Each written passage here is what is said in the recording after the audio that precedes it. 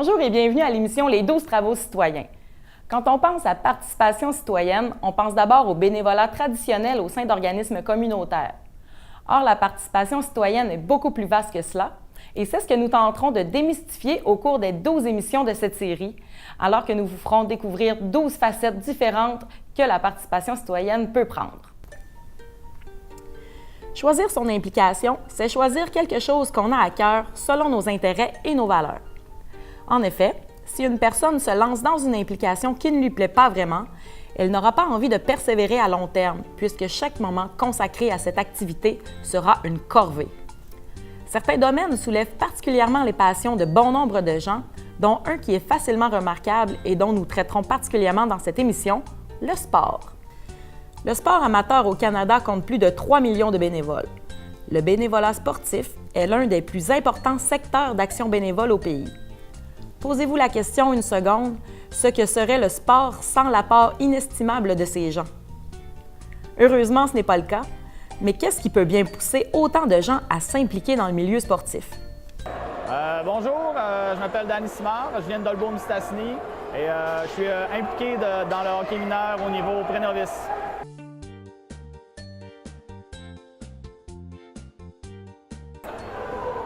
J'ai décidé de m'impliquer dans le hockey pour passer du temps de qualité avec mon garçon. En plus, je voulais aussi donner plus de confiance en lui, en étant là, parce que c'est quand même quelque chose de gros des fois pour un enfant. Et moi, j'ai fait du hockey mineur depuis que je suis tout jeune. J'ai baigné là-dedans, puis c'est une façon là, de redonner aussi là, tout ce que j'ai pu recevoir pendant toutes ces années-là.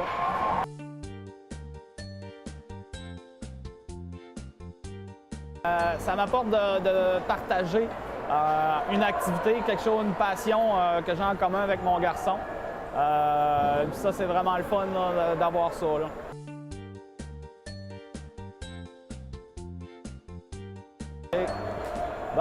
De m'impliquer dans un sport comme ça, avec mon garçon, je trouve que c'est important. Justement, de partager là, quelque chose comme ça avec mon garçon qui n'est pas nécessairement le cas avec d'autres activités en général. Et en même temps, c'est un milieu plus masculin, le hockey, puis je trouve ça important que mon garçon, là, il vive ça, parce que justement, à l'école, souvent, c'est plus un milieu féminin. Fait qu'un milieu comme ça, masculin, là, il est capable plus de s'extérioriser, puis vraiment, là, c'était vraiment un milieu compétitif. Fait que c'est ça qui est plaisant. Là.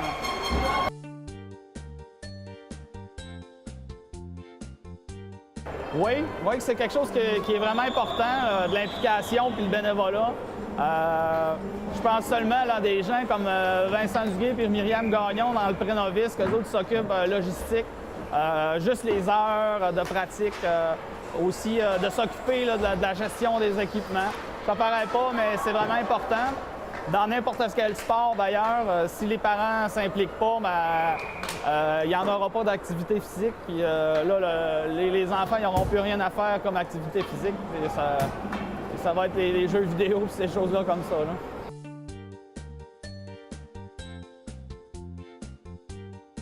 Moi, mon implication, je suis entraîneur-chef, pré-novice. Dans le fond, là, souvent, on a deux journées par fin de semaine. Moi, j'ai à préparer les pratiques. Souvent, je vais peut-être prendre une demi-heure, 45 minutes là, avant les pratiques. Préparer tout ça pour que ça roule comme il faut pendant mon heure là, que j'ai avec eux autres pour ne pas perdre le moins possible de temps. Fait que, tu sais, puis les parties, c'est de m'occuper de faire les lignes, puis après ça, j'ai des petits discours que je fais aux gars, là, mais c'est grosso modo peut-être 3-4 heures d'implication. Parce que je trouve que c'est le fun, là, vraiment. C'est une belle âge là, pour enseigner aux enfants parce qu'ils sont émerveillés, ils ont de la passion. Puis tout ce qu'ils veulent, là, c'est de s'amuser, puis c'est de jouer au hockey. C'est vraiment le fun de les voir aller parce qu'ils trippent et ils écoutent.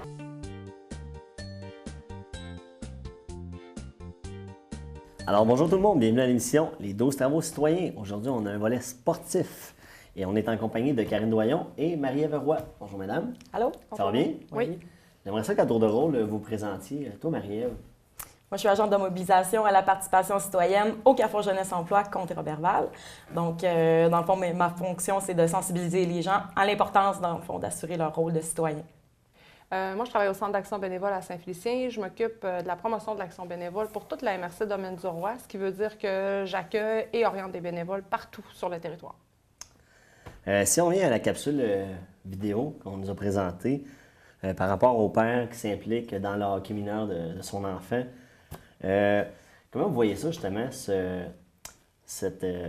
bénévolat fait entre le père et le fils, l'implication auquel il se prête, dans le fond, à chaque semaine? Dans le fond, c'est quand même une bonne implication. Comment vous voyez ça?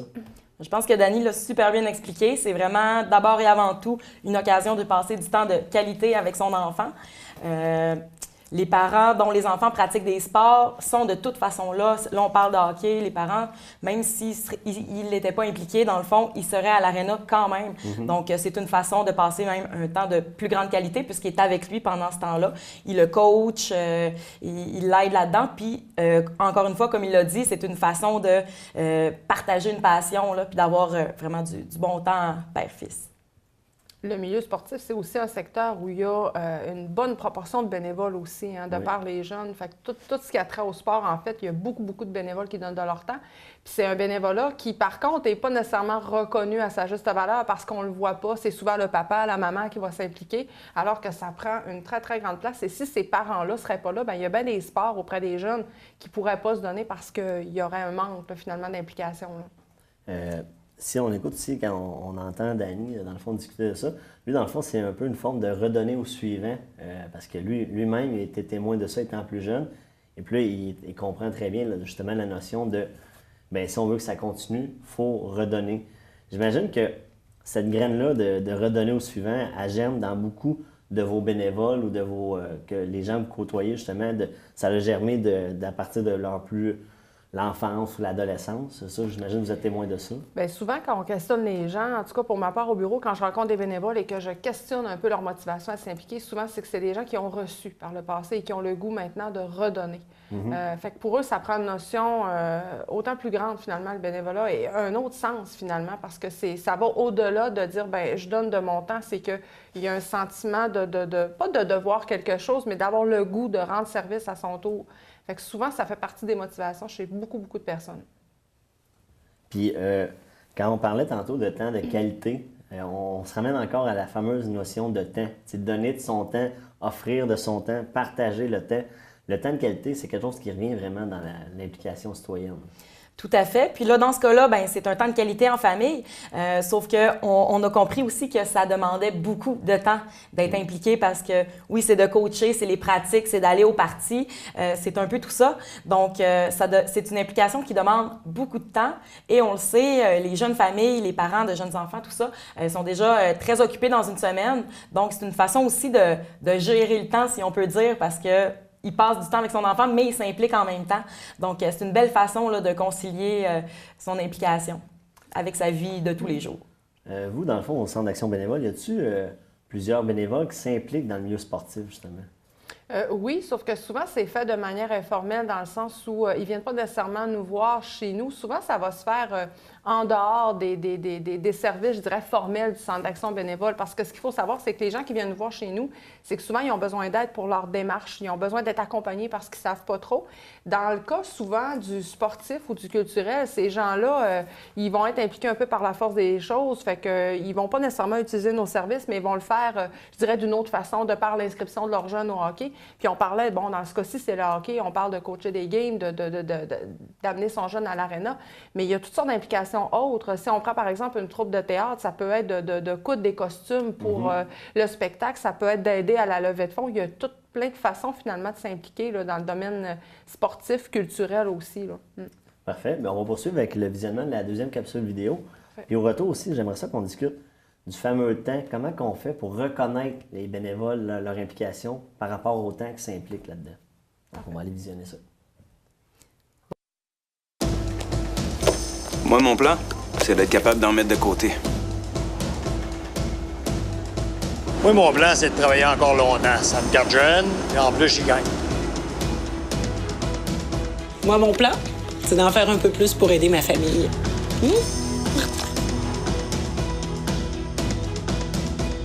Créer une série de mesures au service de tous les Québécois, c'est ça notre plan. Ensemble, on fait avancer le Québec. Il y a le verre qu'on prend les yeux dans les yeux. Celui qu'on sirote les yeux fermés. Le verre qu'on lève aux grandes occasions. Lorsqu'il y a un but. Et celui qu'on ne sait pas trop comment prendre. Quelle que soit l'occasion, depuis le 1er février, les exploitants de bars doivent vous remettre une facture, comme dans les restaurants. Cela nous assure que les sommes dues vont bien dans notre portefeuille collectif.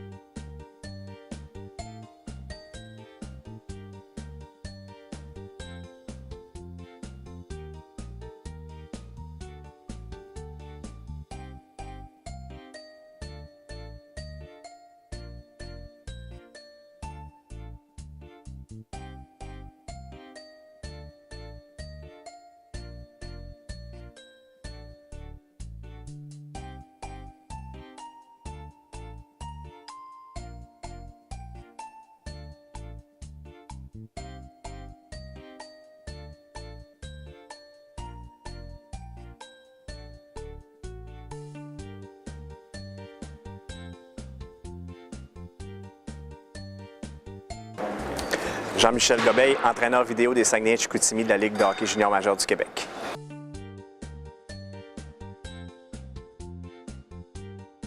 Ouais, mon implication dans l'organisation consiste à être entraîneur vidéo de l'équipe.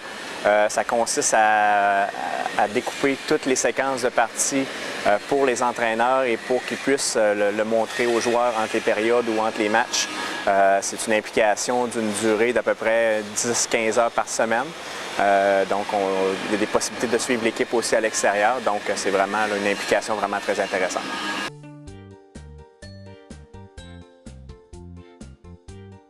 Bien, pour moi, l'implication sportive, j'ai toujours vraiment aimé le hockey, les statistiques, le sport en général.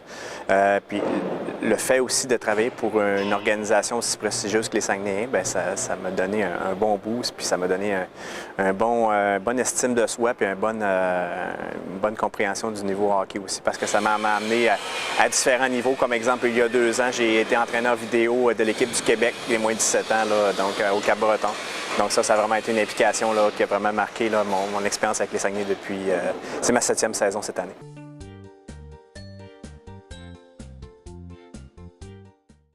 Pour moi, ça m'amène beaucoup d'estime, ça m'amène aussi beaucoup de confiance. Juste le fait de rentrer à l'aréna, je me sens bien, c'est comme un deuxième chez soi. Donc c'est vraiment une opportunité vraiment extraordinaire d'être avec l'équipe.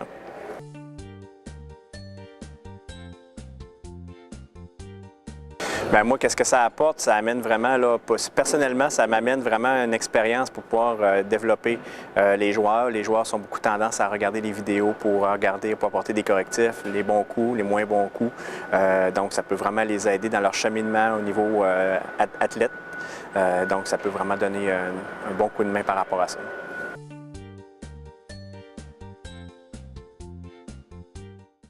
Bien, pour moi, c'est ça. J'ai toujours voulu m'impliquer dans différents niveaux sportifs parce que j'ai plongé dedans quand j'étais petit. J'ai joué au hockey, j'ai joué au baseball, j'ai pratiqué d'autres sports, mais je voulais m'impliquer différemment. Et ça m'amène vraiment des belles vitrines, un bon réseau de contacts aussi également.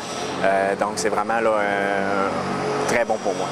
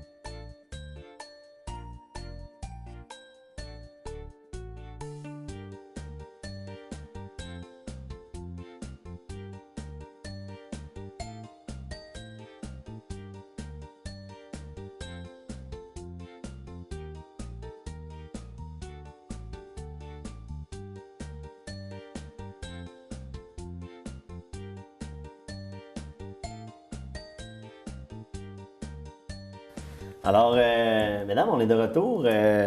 On se rend compte que Jean-Michel Gobeil, c'est quelqu'un de très impliqué. 10 à 15 heures par semaine de son implication. Comment vous trouvez ça? Bien, c'est quelqu'un d'impliqué, oui, mais je dirais d'abord et avant tout passionné. C'est un passionné de sport, donc il a décidé de... Je le dis toujours, on choisit notre implication en fonction de nos valeurs, de nos intérêts. Lui, c'est ça qu'il aime, donc il a décidé de s'y impliquer. Fait que pour lui, c'est clair que c'est pas une corvée. Il dit, l'aréna, c'est un deuxième chez lui. C'est quelque chose qu'il est heureux de faire, donc il se fait plaisir en même temps. Là. Mais justement, il disait qu'il se sentait bien là-dedans. Une notion qu'on n'a pas encore abordée dans nos émissions, c'est la notion de bonheur. L'implication citoyenne, l'implication bénévole que les gens font, ça contribue un peu au bonheur de chacun. Si on est d'accord avec ça? C'est certain que les gens on entend beaucoup que les gens veulent redonner à la communauté, qu'ils font ça pour aider parce qu'ils ont reçu avant. Mais à quelque part, ces gens-là se réalisent à l'intérieur de leur implication. S'ils n'aimaient pas ça, si c'était une corvée pour eux d'aller faire leur implication à chaque fois qu'ils doivent se déplacer, il persévérerait pas là-dedans. Ça serait une corvée, il abandonnerait après quelques temps. Ça fait 7 ans quand même qu'il s'implique là-dedans. Là. Donc, il faut aimer ça pour faire 7 ans, donner de son temps à 10-15 heures semaine, en plus du travail, de la famille. Donc, il faut avoir une petite flamme à quelque part. Mais justement, Karen, comment on fait pour reconnaître le temps de ces bénévoles-là? Comment on leur donne la reconnaissance, la pleine reconnaissance qu'ils méritent par rapport à l'engagement, que ce soit 1 heure, 30 minutes, 2 heures, 30 heures par semaine? Comment on fait pour les reconnaître? Bien, il y a plusieurs petites choses qu'on peut faire, mais tout d'abord, moi, ce que je retiens, à quelque part, pour ne pas non plus me mettre de pression, parce que des fois, les gens ont l'impression que pour faire du bénévolat, il faut avoir beaucoup de temps à donner. Je pense qu'on ne peut pas donner le temps qu'on n'a pas. Donc, à partir du moment où on est en concordance avec le temps dont on dispose, puis notre champ d'intérêt, le nombre d'heures, finalement, n'a pas d'importance. Au niveau de la reconnaissance, il y a plusieurs petites façons, puis des fois, bien, je pense qu'on veut trop aller chercher loin. Des fois, ça peut être... les gens qui s'impliquent, d'abord, ils ne le font pas pour avoir quelque chose en retour. Ça, c'est clair. La plupart des gens, les gens qui sont bénévoles, le font parce que ça leur fait plaisir de le faire. Par contre, une fois de temps en temps, c'est le fun d'avoir la petite tape dans le dos. Fait que ça peut prendre la forme d'une pensée à tous les mois quand on envoie une carte quelconque à un bénévole. Ça peut être... un message sur les réseaux sociaux parce que maintenant, tout le monde, ou à peu près, est sur Internet, sur Facebook. Donc, on peut faire passer des messages de cette façon-là. C'est sûr qu'à plus grande échelle, on peut organiser des événements reconnaissance. On peut inviter les gens à venir témoigner. On peut aller parler aux gens qui ont été aidés en quoi, finalement, le bénévole a fait une différence pour eux. Parce que d'entendre la personne qu'on a aidée prendre la parole puis dire « ben moi, ça m'a aidé, ça m'a permis de faire ça, ça, ça », bien, c'est valorisant pour le bénévole. De le faire en équipe aussi, de se rencontrer ensemble et de dire bien, de quelle façon on pourrait reconnaître le travail de nos bénévoles. Puis c'est un facteur non négligeable de rétention de bénévoles. Quand on se sent reconnu, bien, on persiste dans notre bénévolat puis on continue. Parfait. Bien, mesdames, merci beaucoup. Et puis, dans le fond, c'est ce qui complète notre émission d'aujourd'hui. Donc, je vous dis à une prochaine émission, les 12 travaux citoyens.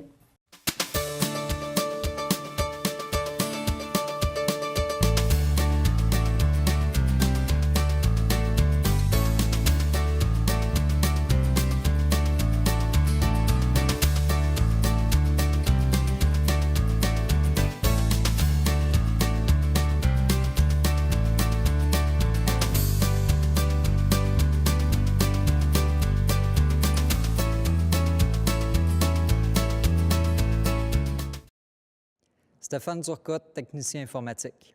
Tommy Dechaine, opérateur chez Résolu. Sébastien Morel, technicien en administration. Philippe Houd, technicien forestier. Carole Noël, estimateur.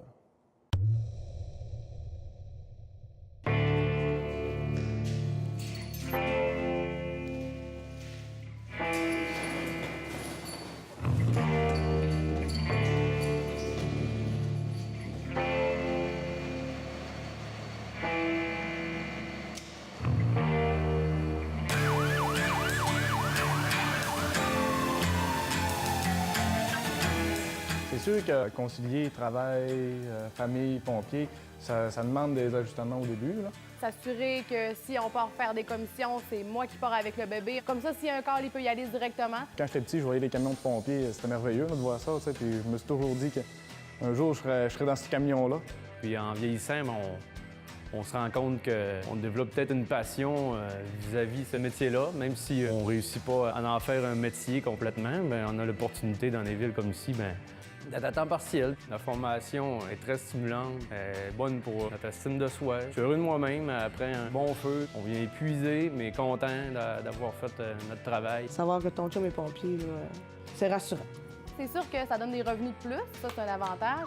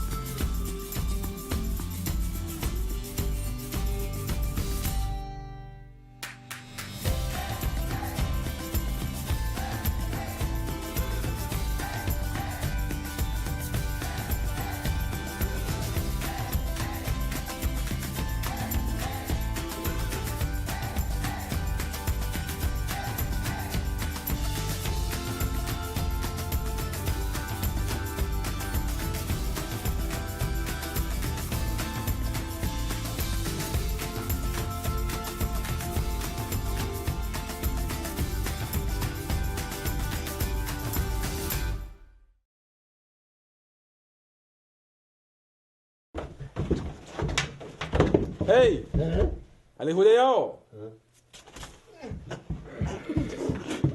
La campagne Plaisir d'hiver bat son plein. Vous êtes un centre de la petite enfance. Vous avez jusqu'au 13 mars pour participer. Voici une foule d'idées d'activités. Ben oui, justement, vous pouvez faire comme le CPE Croque-la-Vie, puis organiser des séances de patinage en famille. Pourquoi pas? Pourquoi pas? Ou même, vous pouvez faire des bonhommes de neige. Bref, sortez dehors, amusez-vous avec les enfants, c'est super. Puis, Participez en grand nombre. Ben oui, c'est si simple.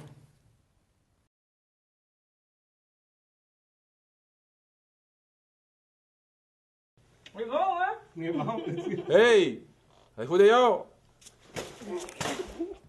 La campagne Plaisir d'hiver, c'est pas seulement de bouger plus, c'est aussi de manger mieux.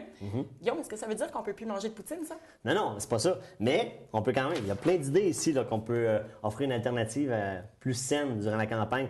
Comme on peut organiser des ateliers de cuisine collective, on peut offrir des breuvages nutritifs, on peut offrir aussi des collations saines, puis des desserts alternatifs, des desserts un petit peu moins sucrés, un peu plus santé. Bref, Plaisir d'hiver, c'est si simple. Pourquoi pas participer?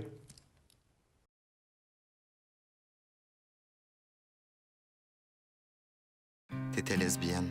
T'étais en changement de sexe. On joue au hockey dans la même équipe. Ton employeur l'a découvert et a commencé à te faire chanter. T'appelais homme à talons hauts. Tapette. Moumoune. Tu mérites pas de vivre. Être comme toi, c'est une honte.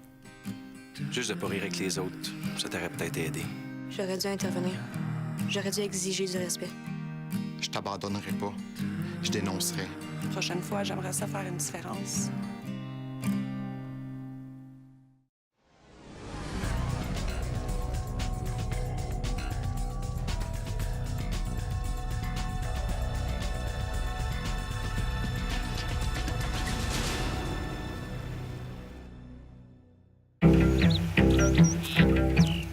J'aimerais ça faire affaire avec des entreprises qui ne tiennent pas pour acquis.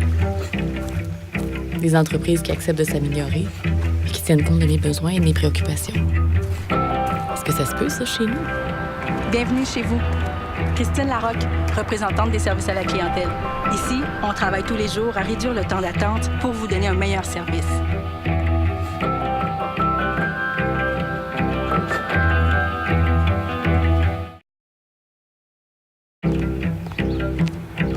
L'électricité qu'on produit ici, je trouve ça important qu'elle soit rentable puis qu'on en profite. Mais l'électricité dont on ne se sert pas et qu'on exporte ailleurs, est-ce qu'elle nous rapporte chez nous? Bienvenue chez vous.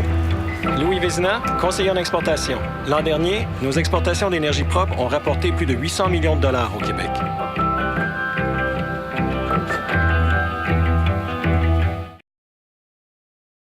On riait de toi parce que t'essayais toujours d'attirer l'attention. On t'écœurait, pas des grosses affaires, là, mais tout le temps un petit peu. Ça a duré 3 ans. T'as vidé ton casier, t'as quitté l'école.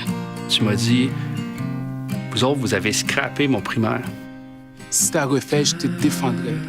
J'apprendrai à te connaître. Je t'aurais soutenu. Je t'aurais aidé. Si c'était à refaire aujourd'hui, je pense que je serais là pour toi.